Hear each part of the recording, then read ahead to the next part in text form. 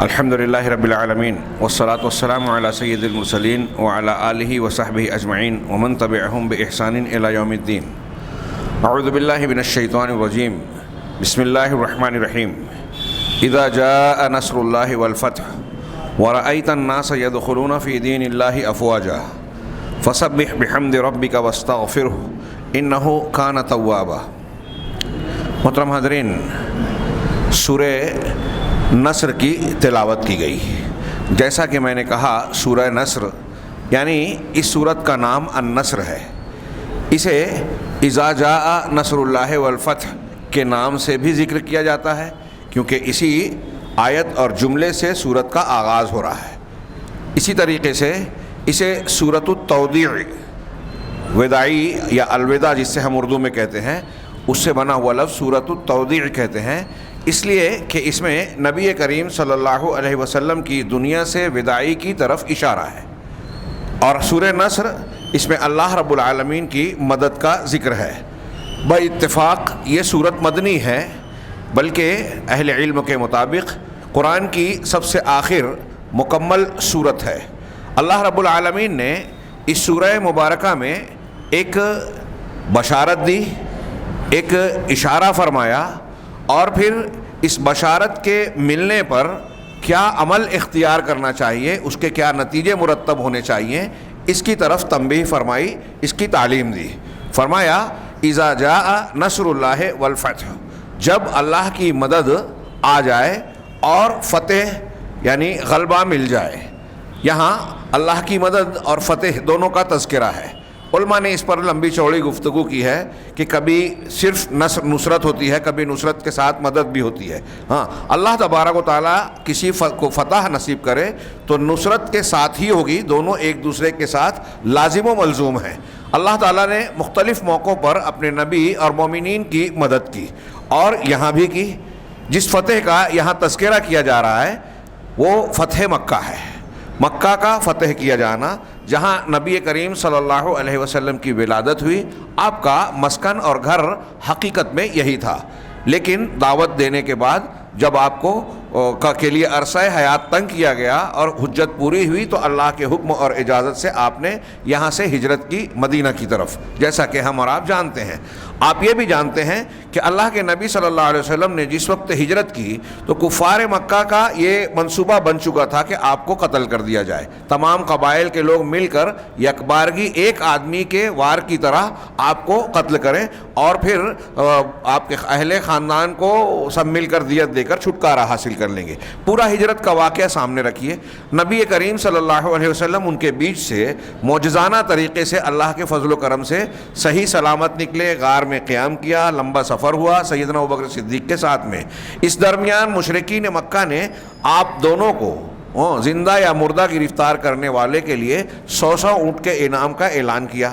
خود بھی جستجو اور تلاش میں دور دور تک جو ہے تعاقب کرنے کی کوشش کی. خوب تلاش کیا گیا، ڈھونڈا گیا. انعام کے لالچ میں بہت سارے قبائل اور قبائل کے افراد جو ہے بے چینی سے ان دونوں کو ڈھونڈتے رہے. اللہ تبارک و تعالیٰ نے مدد فرمائی یہاں بھی، اور آپ کو مدینہ تک بصحیح سلامت پہنچایا، بہت خیر و عافیت کے ساتھ. چنانچہ اللہ تبارک و تعالیٰ، میں یہاں یہ کہنا چاہ رہا ہوں کہ اللہ اہل مکہ نے نبی کریم صلی اللہ علیہ وسلم کو مکہ سے نکلنے پر مجبور کیا، اور وہ صورتحال ایسی تھی کہ آپ کو تاریکی میں چھپ کر نکلنا پڑا.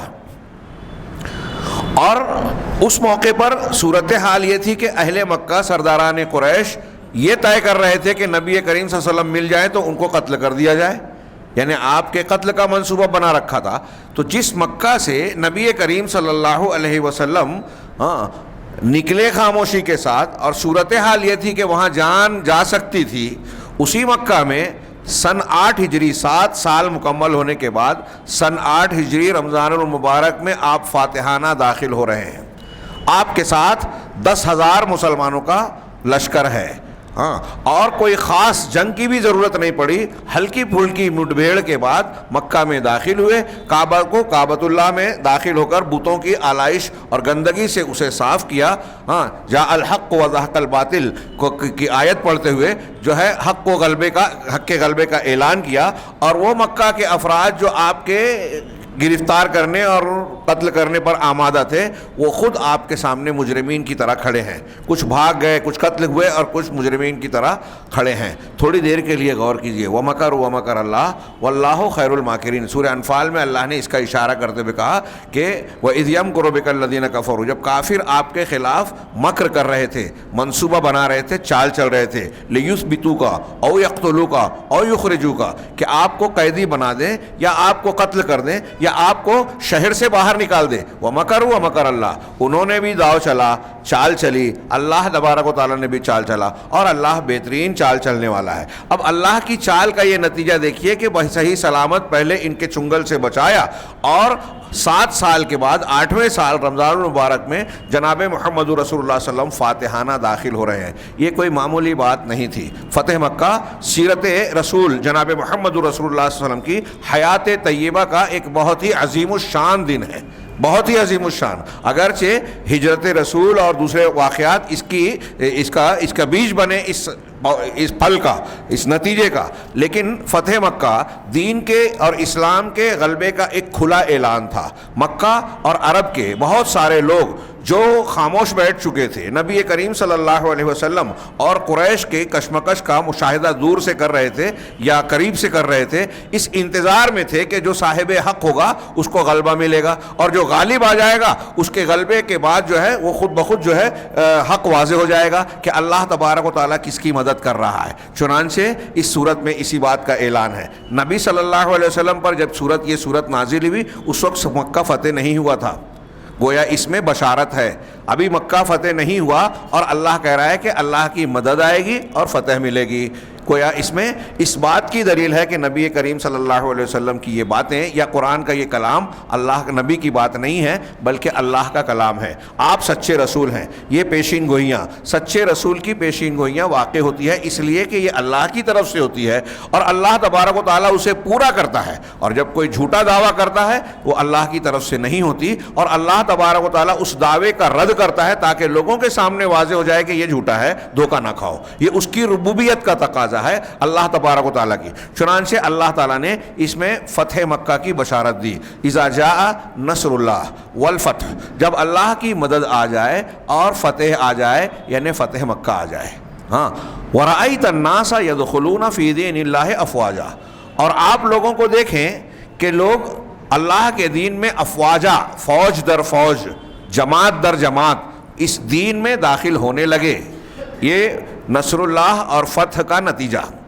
فتح مکہ سے پہلے لوگوں کے اسلام قبول کرنے کی رفتار اتنی تیز نہیں تھی.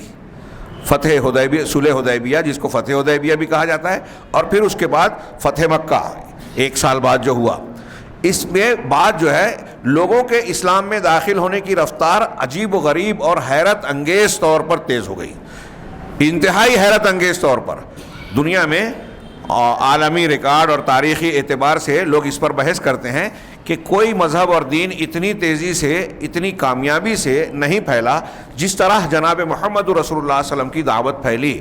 اور اس میں آگے شیخ عبد الرحمن بن ناصر السعدی نے یہ جملہ کہا کہ اس میں بشارت ہے.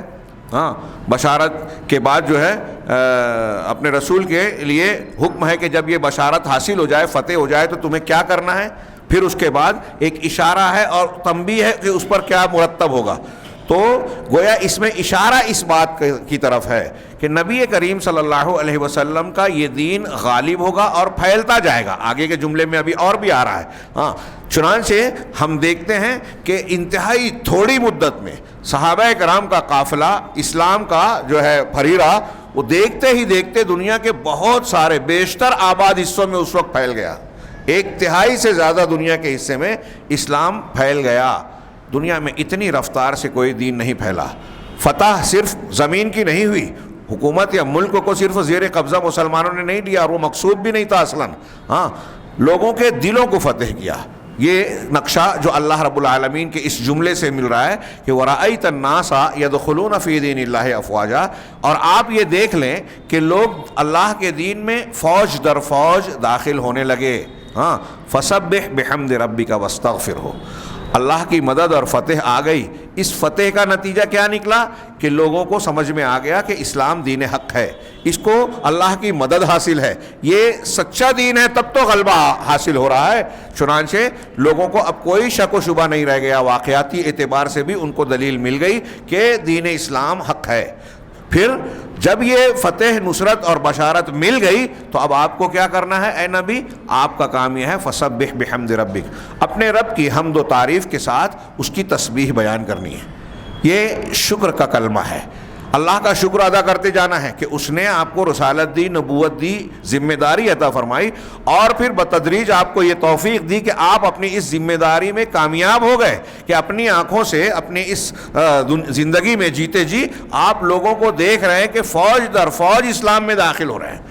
لوگوں کا فوج در فوج اسلام میں داخل ہونا یہ آپ کے مشن کی, آپ کی ذمہ داری کی کامیابی کی کھلی دلیل ہے کہ اب آپ کامیاب بھی ہو گئے, اور اس میں اب یہی یہ اشارہ بھی ہے کہ آپ کا جب مشن پورا ہو گیا تو اب آپ کو اس دنیا سے رخصت ہونا ہے. تو اس میں دو باتیں ہو گئی, ایک تو یہ کہ ایک آدمی کو اگر کہیں اللہ کی مدد, کوئی کامیابی, کوئی خوشی ملتی ہے تو اسے یہ کرنا چاہیے کہ اللہ کی تسبیح اس کی حمد کے ساتھ بیان کرے کہ یہ شکرانہ ہے, رب العالمین کا انعام ملا ہے, اس کی طرف سے توفیق ملی ہے, تو اس کا شکر ادا کیا جائے, اس کی تسبیح بیان کی جائے. اپنے گھمنڈ میں مبتلا نہ ہو کہ میں نے یہ کام کیا, میرا یہ کارنامہ ہے, جیسا کہ دنیا دار لوگوں کی یا جن کے پاس ایمان کی کمی ہوتی ہے ان کے اندر یہ بات آ جاتی ہے.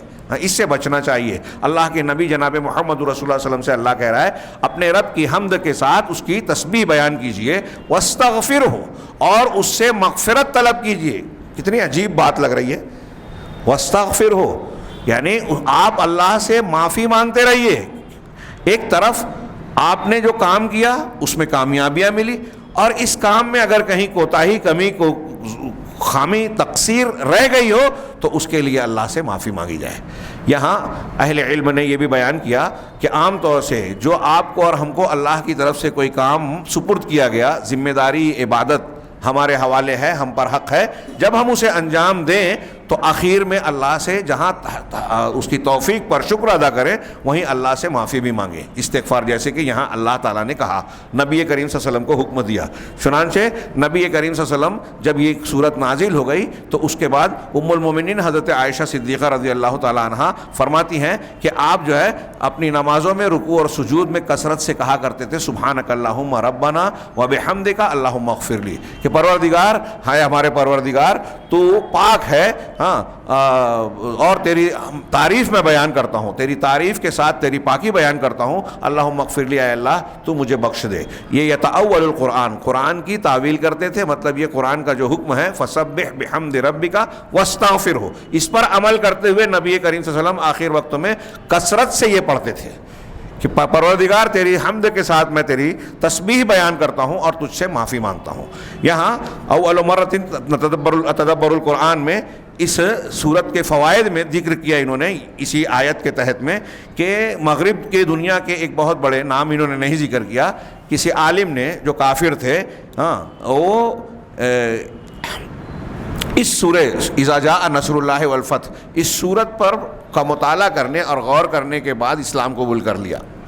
انہوں نے ذکر کیا, ہاں, اس کا قول نقل کیا کہ اس نے کس بات سے اپنے آپ کو متاثر پایا یا مرعوب ہوا. اس صورت میں کہا کہ عام طور سے جو دنیا کے بڑے بڑے بادشاہ اور بڑے لوگ گزرے ہیں, جو فاتح گزرے ہیں, ان کا معاملہ یہ ہوتا تھا کہ جب کسی مخالف پر, دشمن پر غلبہ حاصل ہوتا, بادشاہوں کا حملہ کیا, قبضہ کر لیا, تو جس پر حملہ کر کے اس کو زیر کر لیا, اس کو کیا کرتے تھے, اس کو سختی سے پکڑتے, اس پر سختی کرتے, قتل و غارت گری کا بازار گرم کرتے, ان کے مال و اسباب کو لوٹتے, لوٹ مار مچاتے, اور یہ ان کا حق سمجھا جاتا تھا کہ جنگ کیا ہے, اب جو شکست کھایا ہے اس کی لوٹ مار کی جائے.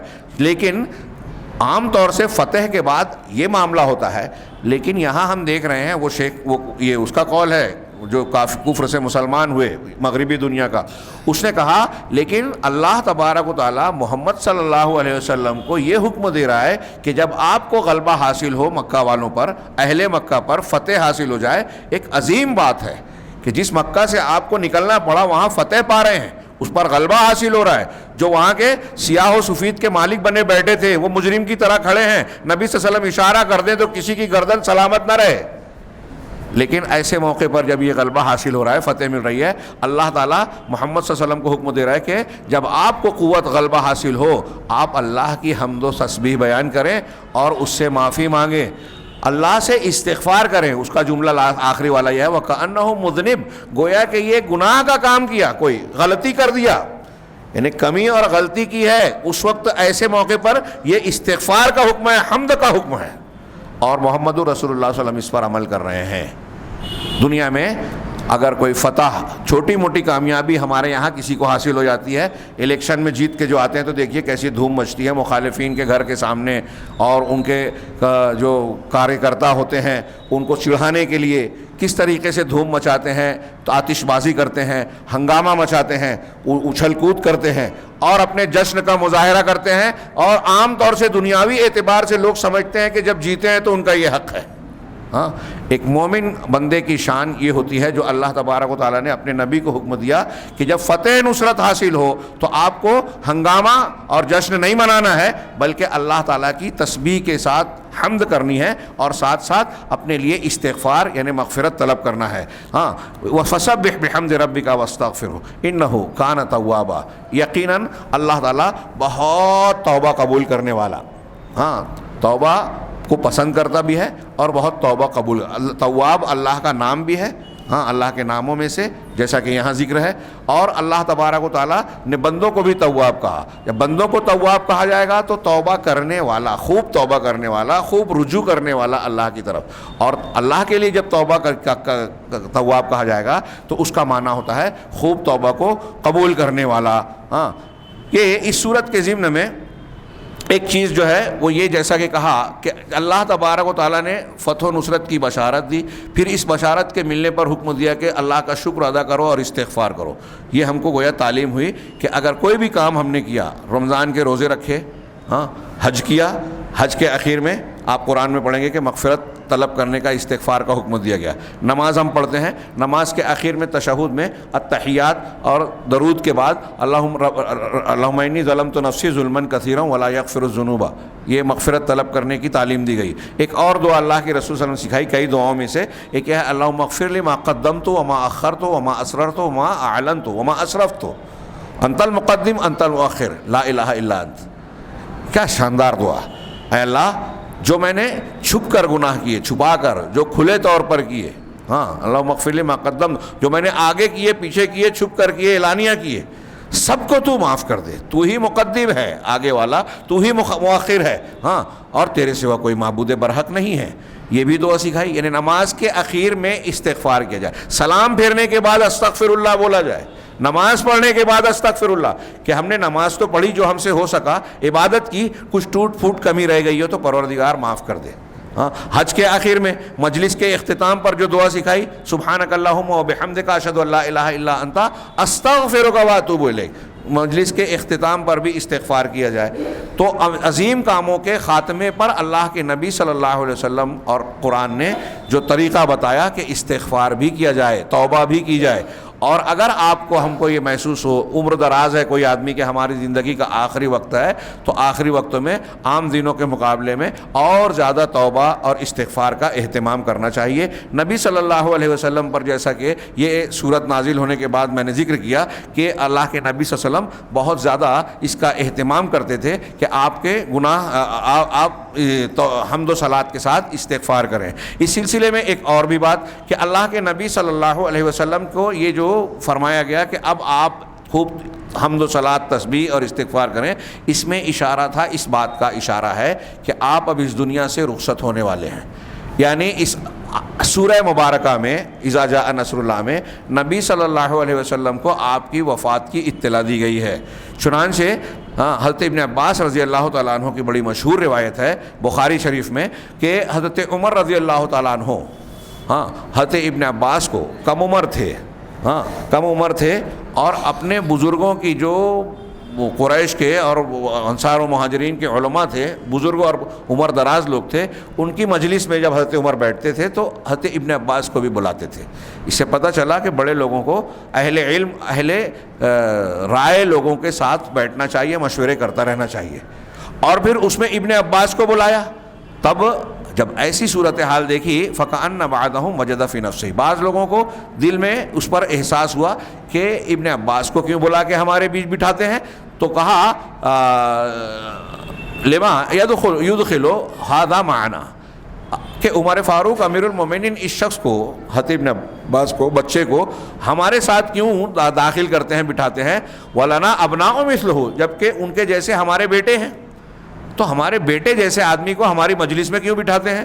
تو حضرت عمر رضی اللہ تعالیٰ عنہ کہا انہم ممن قد علمتم، کہ ابن عباس رضی اللہ تعالیٰ عنہ ان میں سے ہیں جن میں سے ہیں جن کو تم جانتے ہو، اب یہ خاندان کہا ہو یا اہل علم کہا ہو۔ آگے کہا فدعاہم ذات یومن، چنانچہ سب کو ایک دن بلایا، فادخلنی معہم، اور پھر مجھے بھی ان کے ساتھ بٹھایا، داخل کیا مجلس میں، فقال، اور کہا ما تقولون فی قول اللہ عز وجل اذا جاء نصر اللہ والفتح۔ حضرت عمر نے حاضرین سے، بزرگوں سے پوچھا کہ تم اذا جاء نصر اللہ والفتح اس صورت کے بارے میں کیا کہتے ہو، ان آیتوں کے بارے میں؟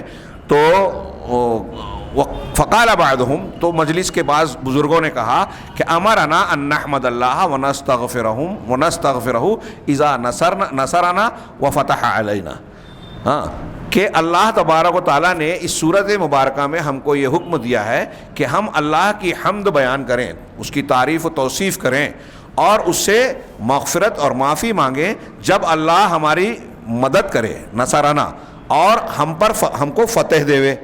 تو نصرت و فتح جب عطا کرے تو ہمارا یہ کام ہے کہ ہم اللہ تبارک و تعالیٰ کی حمد اور تسبیح بیان کریں، استغفار کریں۔ وسکت بعضهم، بعض لوگ خاموش رہے۔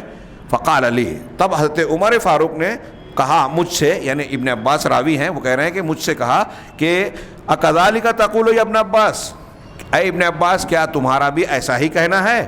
فقلت لا، تو میں نے کہا نہیں۔ فقال ما تقول، پھر تم کیا کہتے ہو؟